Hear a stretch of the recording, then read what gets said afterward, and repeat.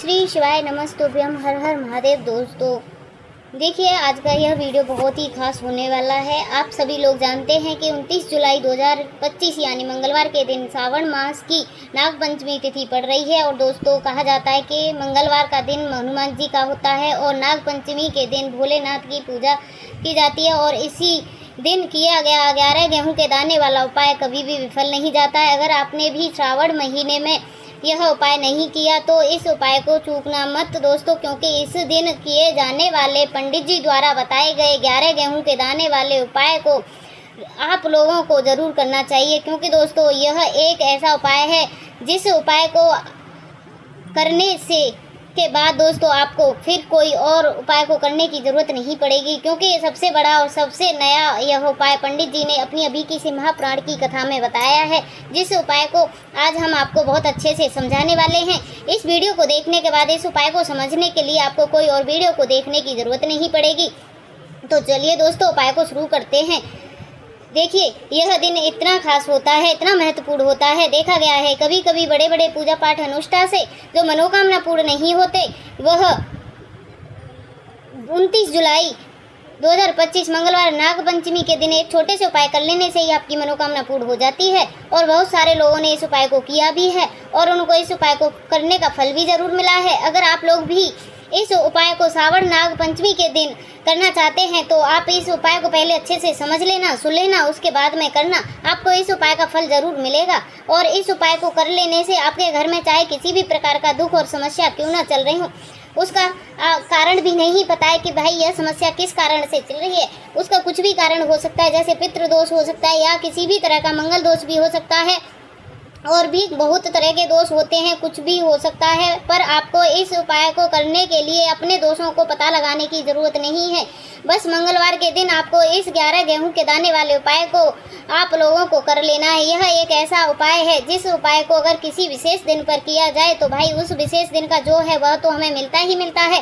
पर हमने उस दिन पर इस उपाय को किया है तो हमें उससे भी बड़ा फल मिलता है, और फल बहुत जल्दी मिलता है, क्योंकि आप इस उपाय को बहुत ही बड़े और विशेष दिन पर कर रहे हो। क्योंकि दोस्तों 29 जुलाई 2025 यानी मंगलवार के दिन नागपंचमी तिथि का बहुत ही ज़्यादा बड़ा महत्व होता है। इसीलिए दोस्तों, आज की इस वीडियो में हम आप लोगों को 11 गेहूं के दाने वाला उपाय समझाएंगे। इस उपाय को कर लेने से अगर आपकी किसी भी प्रकार की मनोकामना है, किसी भी प्रकार की परेशानियाँ हैं, सबसे ज़्यादा समस्या आपके जीवन में ही है। अगर आपको धन प्राप्ति नहीं हो पा रहा है, रुपए पैसे की आपके घर में लगातार दिक्कत परेशानी चल रही है, आपका व्यापार, आपकी नौकरी अगर अच्छे से नहीं चल पा रही है, जिसकी वजह से घर में लगातार आर्थिक समस्या बनी हुई है, घर का कोई न कोई सदस्य अगर बीमार रहता है, आपस में एक दूसरे से लड़ाई झगड़ा होता है, किसी भी अगर बनती नहीं है, तो पूजनी गुरुजी ने कहा है कि जब आपके जीवन में ऐसा परिस्थिति आ जाए तो आप एक एक रुपए को खर्च करने के लिए कई बार सोच रहे हैं, तो आपको धन प्राप्ति अगर नहीं हो पा रहा है तो आपको सिर्फ और सिर्फ 11 गेहूं के दाने वाला उपाय, एक ऐसा विशेष उपाय करना है जो आपकी इस सभी सारी समस्याओं को सिर्फ 7 दिन के अंदर समाप्त कर देता है। तो चलिए इस विशेष उपाय के बारे में बात कर लेते हैं। लेकिन उससे पहले जो भी मेरी बहन मेरी आवाज़ पहली बार सुन रही हों, अगर आप भी भगवान महादेव के सच्चे भक्त हैं तो इस वीडियो को लाइक करें, चैनल को सब्सक्राइब करें और कमेंट बॉक्स में श्री शिवाय नमस्तुभ्यम, हर हर महादेव ज़रूर लिख दें। इस वाले उपाय को हमें करना किस समय है, इस 11 गेहूं के दाने वाले उपाय को हमें नागपंचमी के दिन करना किस समय है, तो देखिए इस उपाय को करने का जो समय है वह सुबह का समय है और शाम का समय भी है। अब देखिए, यहाँ पर हम मुख्य रूप से सुबह का समय नहीं बोलेंगे, क्योंकि 29 जुलाई मंगलवार नागपंचमी का दिन है और इस दिन प्रदोष काल के समय का बहुत महत्व होता है। बाकी अगर सुबह के समय भी करोगे तो भी अच्छा होगा, उसमें कोई दिक्कत वाली बात नहीं है। तो चलिए जानते हैं इस विशेष उपाय के बारे में। लेकिन उससे पहले एक प्रार्थना, अगर आप इस चैनल पर नए हैं तो आप इस वीडियो को लाइक करें, चैनल को सब्सक्राइब करें और कमेंट बॉक्स में हर हर महादेव ज़रूर लिखें। उपाय को कैसे करना है तो चलिए हम आपको इस वीडियो में एक एक करके बता देते हैं। अब हम अपने सबसे पहले उपाय की बात कर लेते हैं। देखो, गुरुजी ने कहा है कि अगर मंगलवार के दिन सावन महीने की नागपंचमी तिथि पड़ जाए तो इस दिन आपको 11 गेहूं के दाने वाला उपाय तो अवश्य करना चाहिए। देखो, यह उपाय यदि आपके जीवन में कर्ज बहुत अधिक रहता है, आपके जीवन में संकट बहुत अधिक रहते हैं, आपके ऊपर बहुत अधिक विपदा आ रही है, बार बार आपको अपने व्यापार में और अपने धन में हानि देखने को मिल रही है, यानी कि आपको प्रत्येक कार्य में हानि देखने को मिल रही है। तो आपको यह उपाय करना चाहिए। देखो, इस उपाय के लिए आपको 11 गेहूं के दाने लेने होंगे, ठीक है।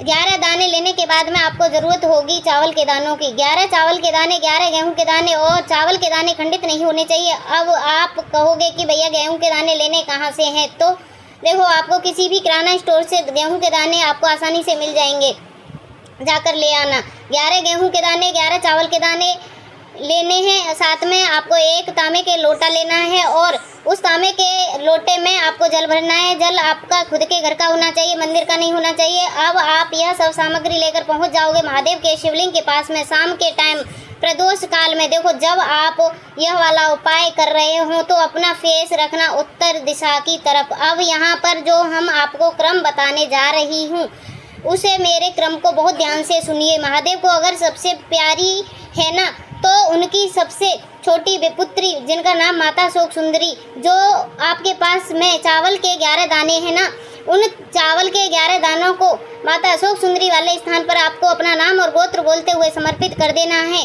और चावल के दानों को रखने के बाद में जो आपके पास में तांबे का लोटा है, उस तांबे के लोटे को कहीं पर भी हम जल नहीं चढ़ाएंगे। सिर्फ और सिर्फ माता पार्वती का जो हस्त कमल आपको दिख रहा है, यहीं पर गोल गोल आपको समर्पित करना है। इसी जल को और कहीं पर नहीं चढ़ाएंगे, ना तो माता अशोक सुंदरी वाले स्थान पर, नहीं तो शिवलिंग के ऊपर। सिर्फ और सिर्फ आपको यहाँ पर गोल गोल जलाधारी पर आपको उस जल को समर्पित करना है। अब आपके पास में बचे हुए हैं 11 गेहूं के दाने, और बचे हैं उन्हें गेहूं के दानों को आपको अपनी मनोकामना बोलने विशेष कहते हुए महादेव की शिवलिंग के ऊपर, अगर आप नागपंचमी के दिन प्रदोष काल में समर्पित कर देते हैं तो आपकी जो भी मनोकामना होगी, जो भी विश होगी, महादेव पूरी जरूर करते हैं। अन्य को समर्पित करने से, उस खासकर गेहूं को समर्पित करने से हमारी इच्छा पूरी होती है। और अगर वह दिन मंगल का दिन हो तो तब तो इससे सुंदर संयोग कुछ भी नहीं हो सकता। आपकी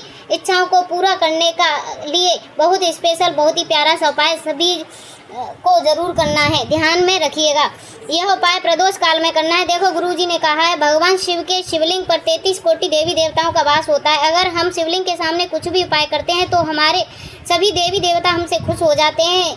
यह उपाय आपको अवश्य करना है। देखो, सुबह के टाइम नहीं कर सकते हो। अब बात कर लेते हैं, तुलसी के गमले में हमको वह कौन सी चीज़ डालनी है जिस उपाय को करने से आप अपने जीवन में महाधनी बन जाएंगे। इतना धन आपको मिलेगा, कभी भी आपके धन में कमी नहीं आएगी, कभी भी आपका धन बर्बाद नहीं होगा। आपके पैसे की बर्बादी बिल्कुल आपके जीवन में रुक जाएगी।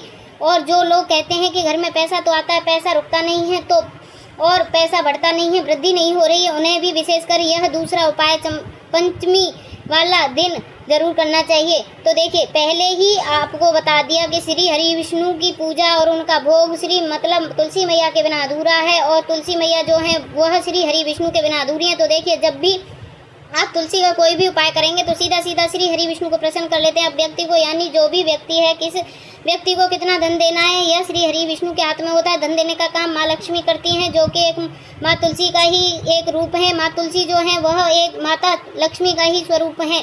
तो आपको करना क्या है, आपको लेना है यहाँ पर हल्दी पानी, बहुत ही कि श्री हरि विष्णु से जुड़ी हुई है, आपके गुरु ग्रह से जुड़ी हुई है, आपकी कुंडली में गुरु को मजबूत करती है, सुख को, सौभाग्य को खींचने का काम करती है, धन को बढ़ाने का काम करती है। तो एक चुटकी पिसी हुई हल्दी आपको ले लेनी है, और यह पिसी हुई हल्दी, सूखी हल्दी आपको अपने गमले में, तुलसी के पौधा जिस गमले में लगा हुआ है उसमें अच्छे से इस हल्दी को डाल देना है, और ओम नमो भगवते वासुदेवाय इस मंत्र का जाप कर लेना है। कितनी बार, कम से कम 21 बार जाप करना है। ओम नमो भगवते वासुदेवाय इस मंत्र का जाप करते रहना है, और हल्के हल्के से तुलसी के पौधे में आपको पूरे गमले में पिसी हुई हल्दी का छिड़काव कर देना है। तो देखिए, जो भी व्यक्ति इस उपाय को नाग पंचमी के दिन कर लेता है, ऐसा समझ लीजिए अपने जीवन से नहीं, आने वाली 7 पीढ़ियों से भी निर्धनता, गरीबी को दूर कर देता है। क्योंकि हल्दी जो है ना, यह साधारण हल्दी नहीं है। हल्दी इतनी उत्तम होती है कि रातों रात आपके जीवन में चमत्कार कर सकती है। आपने देखा होगा कि कोई भी शादी होती है, विवाह होता है ना, कोई भी ऐसा शुभ काम हम जब करते हैं उसमें हल्दी जरूर लेते हैं। गृह प्रवेश जब हम करते हैं तो हल्दी का स्वास्थ्य का निर्माण करते हैं। कोई भी अच्छा काम करते हैं हल्दी उसमें लेते हैं।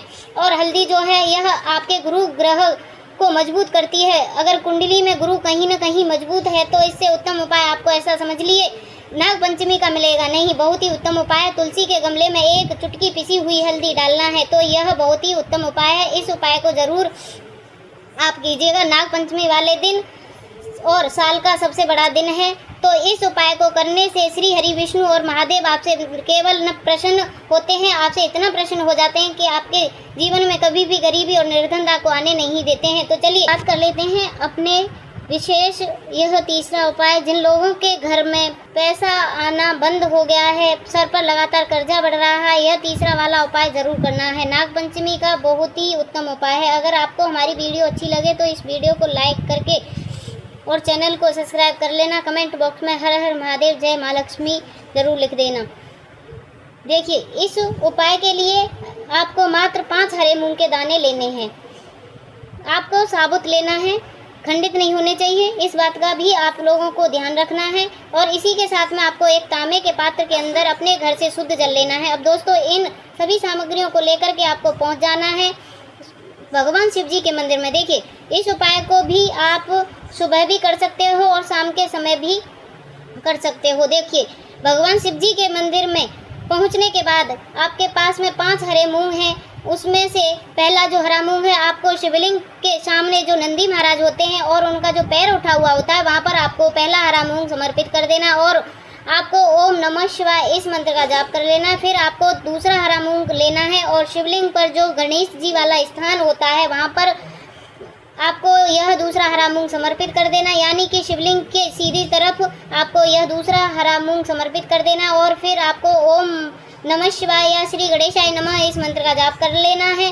और तीसरा हरा मूंग का दाना आपको भगवान शिव जी की सबसे प्रिय पुत्री माता शोक सुंदरी वाले स्थान पर समर्पित करना है होगा। इस शिवलिंग के जो जलाधारी होती है, जहाँ से जल बह करके आता है, उस जलाधारी के बीच में जो कहीं कहीं लाइन उठी हुई होती है, सांप की आकृति की होती है, वहीं पर आपको तीसरा हरा मूंग समर्पित कर देना है। और फिर आपको ओम नमः शिवाय इस मंत्र का जाप कर लेना। अब देखिए, चौथा हरा मूंग है, उसे आपको भगवान कार्तिकेय जी का जो स्थान होता है शिवलिंग पर, वहाँ पर आपको यह चौथा हरा मूंग का दाना समर्पित कर देना है और आपको ओम नमः शिवाय इस मंत्र का जाप कर लेना है। और दोस्तों, आपके पास में जो 5वां अंतिम हरा मूंग बचा हुआ है उसे आपको उस जल के पात्र के अंदर डाल देना है और इस हरे मूंग से युक्त जल से आपको भगवान शिव जी की शिवलिंग का अभिषेक कर देना है। जल आपको बिल्कुल धीरे धीरे समर्पित करते जाना है और लगातार आपको शिव महापुराण के मूल मंत्र श्री शिवाय नमस्तुभ्यम इस मंत्र का जाप करते रहना है। और आपको शिवलिंग के सामने बैठकर, यदि आप अपने बच्चों के लिए यह उपाय कर रहे हो, यदि आप अपने बच्चों की बुद्धि विवेक ज्ञान के लिए यह उपाय कर रहे हो, तो उनके लिए आपको प्रार्थना कर लेनी है। या फिर व्यापार के में वृद्धि करने के लिए उपाय कर रहे हो तो उनकी कामना करते हुए आपको प्रार्थना कर लेनी है। या फिर अपनी नौकरी या इंटरव्यू के लिए यह वाला उपाय कर रहे हो तो उसके लिए आप प्रार्थना कर लेना। जिस भी कामना के लिए आप उपाय कर रहे हो उस पर पूर्ण करने के लिए आपको महादेव से प्रार्थना कर लेनी है और फिर आपको वापस अपने घर आ जाना है। पूजनीय गुरुजी ने कहा है कि जो भी व्यक्ति इस उपाय को कर लेता है तो यकीन मानिए उसके जीवन की जो भी सारे संकट, कष्ट और बाधाएं वह भी समाप्त हो जाते हैं। अब हम बात कर लेते हैं अगले उपाय की। इस उपाय के लिए आपको एक दीपक लेना होगा। दीपक आप मिट्टी का भी ले सकते हैं और शुद्ध आटा मढ़कर भी तैयार कर सकते हैं। दीपक के अंदर आपको गोल बाती का प्रयोग करना होगा और दीपक के अंदर आपको शुद्ध घी का प्रयोग करना होगा। इसी के साथ में आपको मात्र एक फूल वाली लौंग लेनी है। अब यह एक दीपक और एक फूल वाली लौंग लेकर के सीधे आपको पहुंच जाना है होगा बरगद के वृक्ष के वहाँ पर। देखिए, सबसे पहले तो आपके पास में जो एक फूल वाली लौंग है उसे आपको बरगद के वृक्ष की जड़ में समर्पित कर देना है। देखिए, अगर आपके जीवन में कोई भी बड़ा संकट आने वाला है, कोई भी बड़ा कष्ट आने वाला है तो वह इस उपाय के माध्यम से दूर होने वाला है। महादेव के विशेष कृपा रहेगी कि जो भी कष्ट आपके जीवन में आने वाला होगा वह दूर हो जाएगा। तो आपको एक लौंग समर्पित करनी है बरगद वृक्ष की जड़ में, और वहीं पर आपको जो एक गोलबाती का दीपक जो आप अपने साथ लेकर गए हैं उसे भी आपको वहां प्रज्वलित कर देना है बटकेश्वर महादेव का स्मरण करते हुए।